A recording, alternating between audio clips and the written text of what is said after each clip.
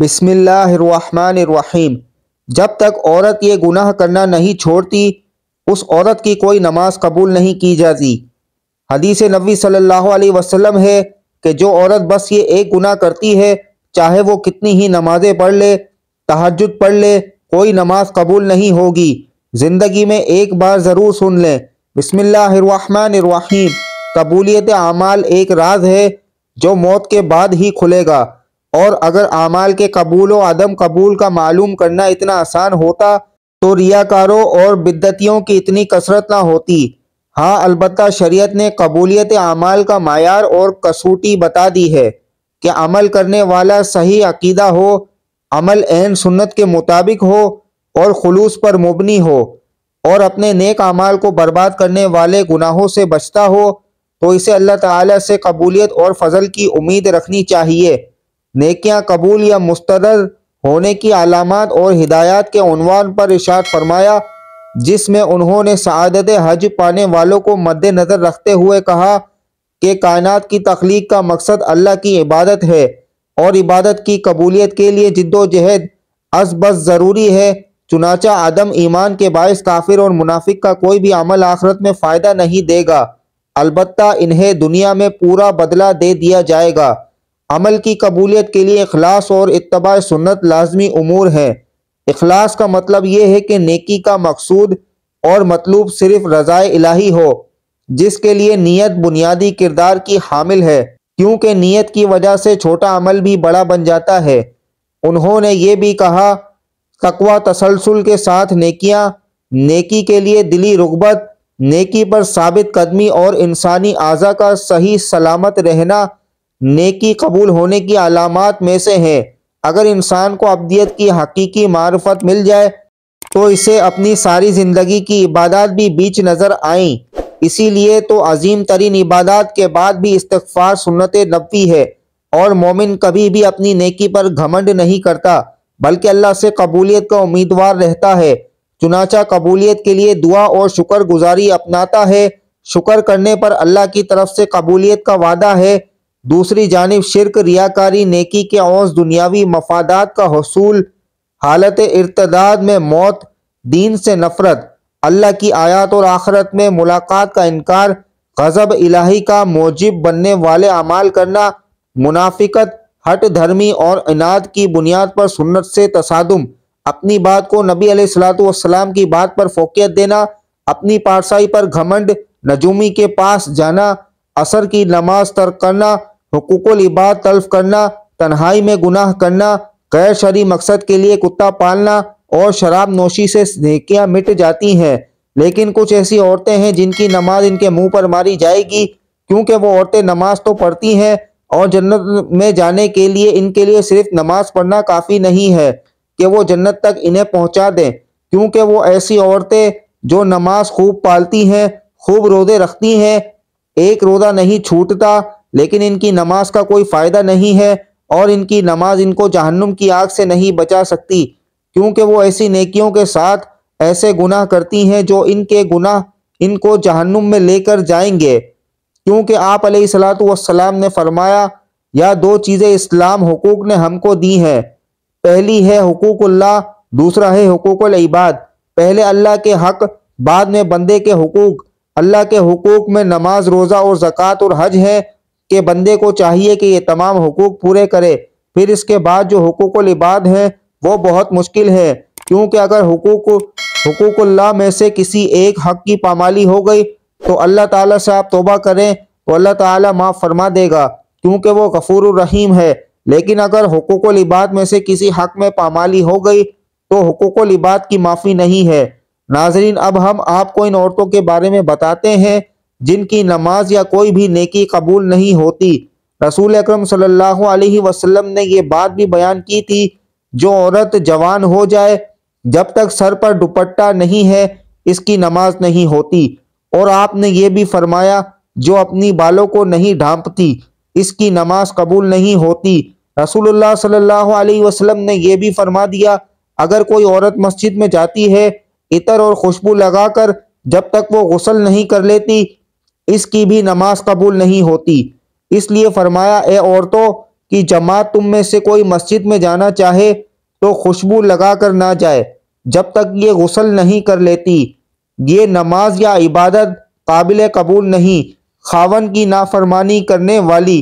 حدیث کے الفاظ ہیں، تین ایسے لوگ ہیں ان کی نماز قبول ہونا تو دور کی بات کانوں سے بھی اوپر نہیں جاتی۔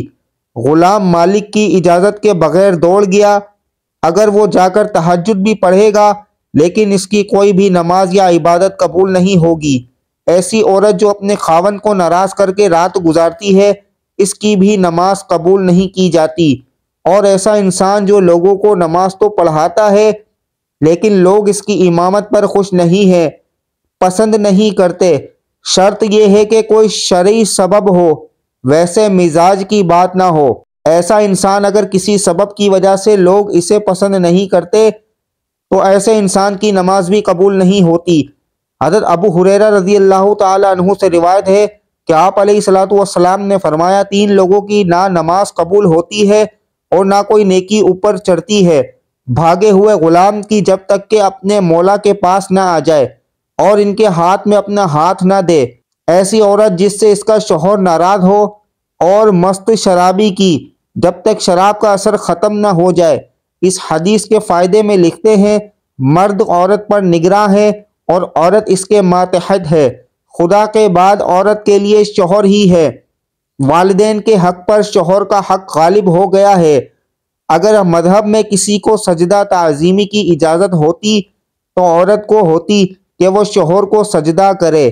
حدیث پاک صلی اللہ علیہ وسلم میں ہے، عورت کے لیے اس کا شوہر جنت یا جہنم ہے، کیونکہ اس کے حق کو ادا کر کے جنت کیا جا سکتی ہے۔ جس کا اتنا بڑا حق ہو، بھلا اسے ناراض کیسے کیا جا سکتا ہے؟ بر خدا نے جسے رفیق حیات بنایا ہے، زندگی بھر کا ساتھی اور معاون بنایا ہو، دنیا میں جس کے بغیر گزارا نہیں، اسے کیسے ناراض رکھا جا سکتا ہے؟ اس لیے اگر شوہر ناراض ہو جائے تو اسے راضی کرنے کی کوشش کرنی چاہیے، کیونکہ اس کے بغیر دنیا و آخرت میں نقصان ہے۔ حضرت عائشہ صدیقہ رضی اللہ تعالی عنہا کی روایت ہے کہ نبی کریم صلی اللہ علیہ وسلم نے فرمایا، بالغہ عورت کی نماز سر ڈھانپنے بغیر قبول نہیں ہوتی۔ اس حدیث میں نماز کے دوران سر ڈھانپنے کا حکم ہے، چنانچہ اگر عورت دوران نماز سر نہ ڈھانپے تو اس کی نماز نہیں ہوتی۔ عورت کو نماز میں ہاتھ، پاؤں اور چہرے کے علاوہ باقی سارا بدن ڈھکنا ضروری ہے، سینہ بند ضروری نہیں۔ ایسے باریک کپڑوں میں جن سے بدن جھلکے نماز نہیں ہوتی۔ جو کپڑے ایسے باریک ہوں کہ ان کے اندر سے بدن نظر آئے، ان سے نماز نہیں ہوتی۔ نماز کے لیے دوپٹہ موٹا استعمال کرنا چاہیے۔ چہرہ، دونوں ہاتھ گھٹنوں تک اور دونوں پاؤں ٹخنوں تک، ان تین اعضاء کے علاوہ نماز میں پورا بدن ڈھکنا عورت کے لیے نماز کے صحیح ہونے کی شرط ہے، اس کے بغیر نماز نہیں ہوگی۔ خواتین کا یہ کہنا کہ جب بندوں سے پردہ نہیں تو خدا سے کیا پردہ، بالکل غلط ہے۔ اللہ تعالیٰ سے تو کپڑے پہننے کے باوجود آدمی چھپ نہیں سکتا، تو کیا پورے کپڑے اتار کر نماز پڑھنے کی اجازت دے دی جائے گی؟ پھر بندوں سے پردہ نہ کرنا ایک مستقل گناہ ہے۔ جو عورت اس گناہ میں مبتلا ہو، اس کے لیے یہ کیسے جائز ہو گیا کہ وہ نماز میں بھی ستر نہ ڈھانکے؟ غرض عورتوں کا یہ شبہ شیطان نے ان کی نماز غارت کرنے کے لیے ایجاد کیا ہے۔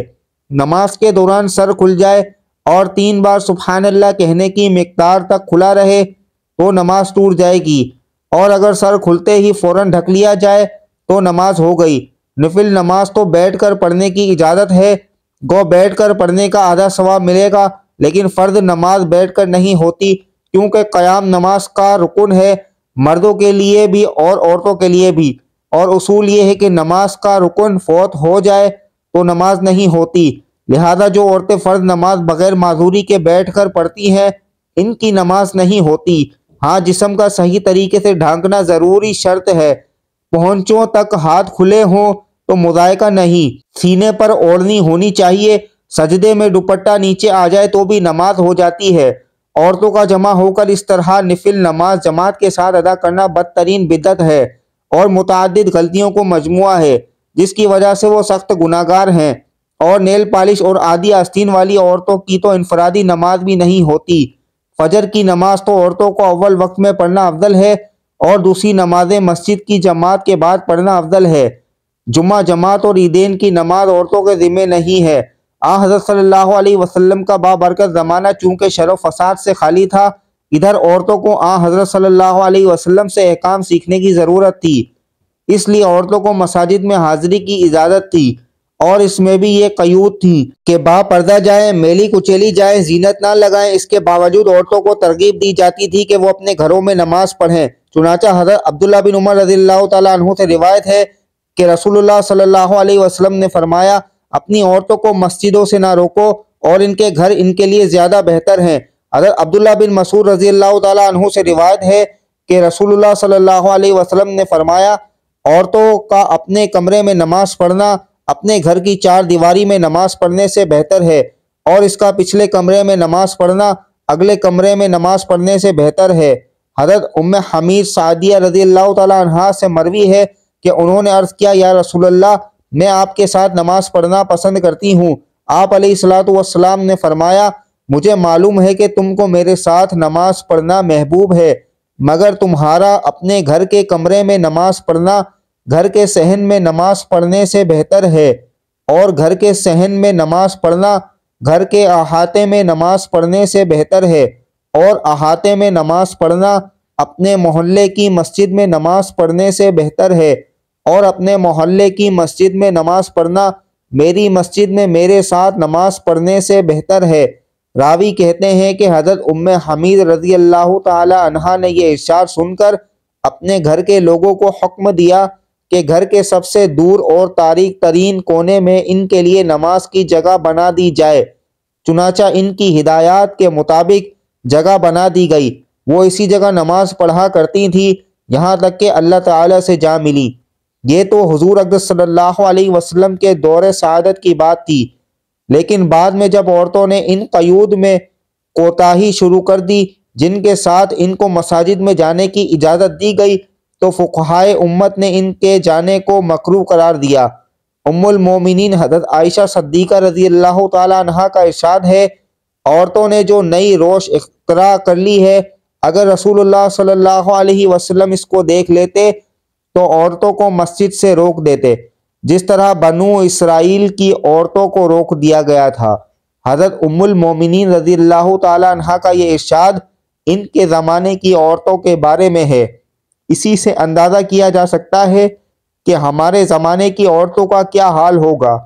خلاصہ یہ کہ شریعت نہیں بدلی، اور حضور صلی اللہ علیہ وسلم کے بعد کسی کو شریعت کے بدلنے کا اختیار نہیں، لیکن جن قیود و شرائط کو ملحوظ رکھتے ہوئے حضرت صلی اللہ علیہ وسلم نے عورتوں کو مساجد میں جانے کی اجازت دی، جب عورتوں نے ان قیود و شرائط کو ملحوظ نہیں رکھا تو اجازت بھی باقی نہیں رہے گی۔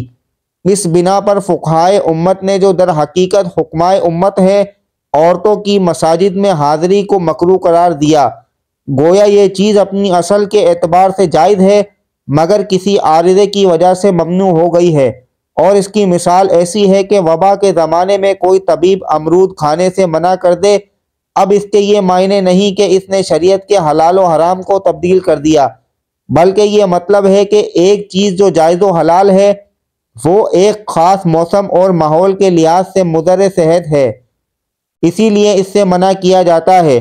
اللہ پاک ہمیں دین کی سمجھ نصیب فرمائے اور ہمارا خاتمہ ایمان پر فرمائے۔ اللہ پاک ہمیں نیک عمل کرنے کی توفیق عطا فرمائے۔ اللہ پاک میری اور آپ کی بخشش فرمائے، آمین۔